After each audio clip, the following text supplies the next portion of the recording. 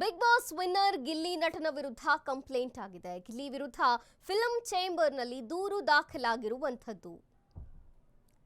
Big boss winner Gilli ನಟನ ವಿರುದ್ಧ complaint. Gilli ವಿರುದ್ಧ ಫಿಲ್ಮ್ ಚೇಂಬರ್ನಲ್ಲಿ ದೂರು ದಾಖಲಾಗಿದೆ. ಸರ್ಕಾರಿ ಶಾಲೆ H8 ಸಿನಿಮಾ ತಂಡದಿಂದ ಕಂಪ್ಲೇಂಟ್ ಆಗಿದೆ. ಫಿಲ್ಮ್ ಚೇಂಬರ್ಗೆ ಸಿನಿಮಾ ನಿರ್ಮಾಪಕರಿಂದ ದೂರು ಹೋಗಿರುವಂಥದ್ದು. ಗಿಲ್ಲಿ ನಮ್ಮ ಸಿನಿಮಾದಲ್ಲಿ ಪ್ರಮುಖ ಪಾತ್ರ ಮಾಡಿದ್ದಾರೆ. ಕೇಳಿದಷ್ಟು ಸಂಭಾವನೆ ಕೊಟ್ಟು ಸಿನಿಮಾದಲ್ಲಿ ಅವಕಾಶ ಕೊಟ್ಟಿದ್ದೇವೆ. ಆದರೆ ಗಿಲ್ಲಿ ಸಿನಿಮಾ ಪ್ರಮೋಷನ್ನಲ್ಲಿ ಪಾಲ್ಗೊಳ್ಳಿಲ್ಲ.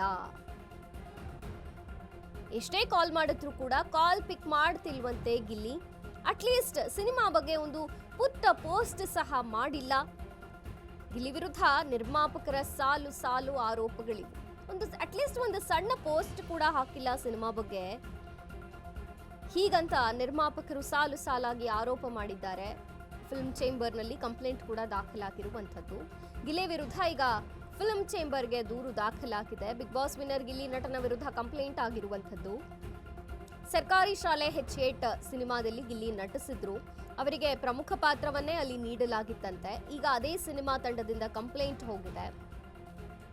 ಫಿಲ್ಮ್ ಚೇಂಬರ್ಗೆ ಸಿನಿಮಾ ನಿರ್ಮಾಪಕರಿಂದ ದೂರು ಸಲ್ಲಿಕೆ ಆಗಿರುವಂಥದ್ದು. ಗಿಲ್ಲಿ ನಮ್ಮ ಸಿನಿಮಾದಲ್ಲಿ ಪ್ರಮುಖ ಪಾತ್ರ ಮಾಡಿದ್ದಾರೆ. ಕೇಳಿದಷ್ಟು ಸಂಭಾವನೆಯೂ ಕೊಟ್ಟು ಸಿನಿಮಾಲಿ ಅವಕಾಶ ಕೊಟ್ಟಿದ್ದೇವೆ. ಆದರೆ ಗಿಲ್ಲಿ ಸಿನಿಮಾ ಪ್ರಮೋಷನ್ನಲ್ಲಿ ಕಾಣಿಸ್ಕೊಳ್ಳಿಲ್ಲ. ಅಟ್ಲೀಸ್ಟ್ ಒಂದು ಕಾಲ್ ಪಿಕ್ ಕೂಡ ಮಾಡ್ತಿಲ್ಲ. ಜೊತೆಗೆ ಒಂದು ಪೋಸ್ಟ್ ಹಾಕೋದು ಬೇಡವಾ ಸಿನಿಮಾ ಬಗ್ಗೆ? ಏನೂ ಅವರು ರೆಸ್ಪಾನ್ಸೇ ಮಾಡ್ತಿಲ್ಲ ಅಂತ ಈಗ ನಿರ್ಮಾಪಕರು ಸಾಲು ಸಾಲು ಕಂಪ್ಲೇಂಟ್ ಮಾಡಿದ್ದಾರೆ.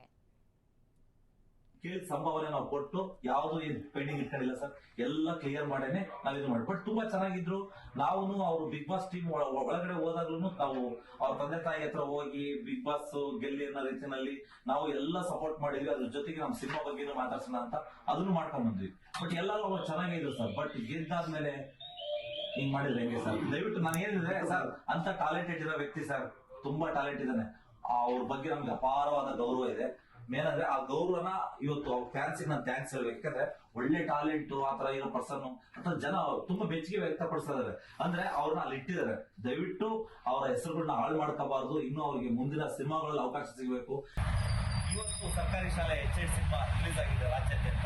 ವಿಷಯ ಏನು ಅಂತಂದ್ರೆ, ಕನ್ನಡ ಶಾಲೆಗಳನ್ನ ಉಳಿಸಬೇಕು, ಕನ್ನಡ ಭಾಷೆಯನ್ನ ಬೆಳೆಸಬೇಕು ಅನ್ನೋ ನಿಟ್ಟಿನಲ್ಲಿ ಮಾಡುವಂತ ಚಿತ್ರ ಸರ್ಕಾರಿ ಶಾಲೆ H8. ಇವತ್ತು ಎಷ್ಟಡೆ 8 ಕಡೆ ಪ್ರೀಮಿಯರ್ ಶೋ ಆಗಿದೆ, 8 ಕಡೆ ಹೌಸ್ಫುಲ್.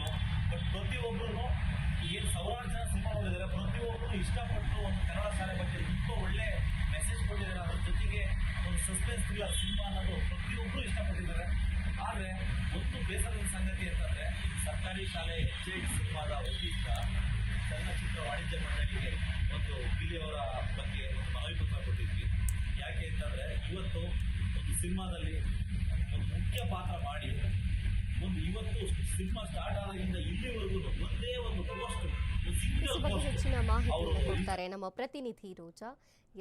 ರೋಜಾ, ಈಗ ಗಿಲ್ಲಿ ಬಗ್ಗೆ ಕಂಪ್ಲೇಂಟ್ ಆಗಿರುವಂಥದ್ದು. ಗಿಲ್ಲಿ ಬಿಗ್ ಬಾಸ್ ಮುಗಿದ್ಮೇಲೆ ಸಾಕಷ್ಟು ಹವಾಲಿದ್ದಾರೆ, ಕ್ರೇಜ್ ಇದೆ, ಎಲ್ಲಿ ನೋಡಿದ್ರು ಗಿಲ್ಲಿ ಗಿಲ್ಲಿ ಅಂತಿರುವಂಥದ್ದು. ಈಗ ಸಿನಿಮಾ, ತಾವು ನಟಿಸಿದಂತಹ ಸಿನಿಮಾ ಬಗ್ಗೆ ಯಾವುದೇ ಒಂದು ಪೋಸ್ಟ್ ಕೂಡ ಹಾಕಿಲ್ಲ, ರೆಸ್ಪಾನ್ಸೇ ಇಲ್ಲ ಅಂತಿದ್ದಾರೆ ನಿರ್ಮಾಪಕರು.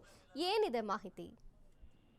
ಹೌದು ಮಂಜರಿ, ಏನಂತ ಹೇಳಿದ್ರೆ ಗಿಲ್ಲಿ ಒಂದ್ ಕಡೆ ಸಿಕ್ಕಾಪಟ್ಟೆ ಬ್ಯುಸಿ ಆಗಿದ್ದಾರೆ. ಬಿಗ್ ಬಾಸ್ ಟ್ರೋಫಿ ತೆಗೆದುಕೊಂಡು ಆಚೆ ಬಂದಾಗಿಂದನೂ ಕೂಡ ಗಿಲ್ಲಿ ಕ್ರೇಜ್ ಹೇಗಿದೆ, ಅವರ ಮನೆಗೆ ಹೋಗಿ ಅವ್ರ ತಂದೆ ತಾಯಿನೂ ಕೂಡ ಭೇಟಿ ಮಾಡಕ್ ಆಗದೆ ಇರುವಂತಹ ಪರಿಸ್ಥಿತಿ ನಿರ್ಮಾಣ ಆಗಿದೆ.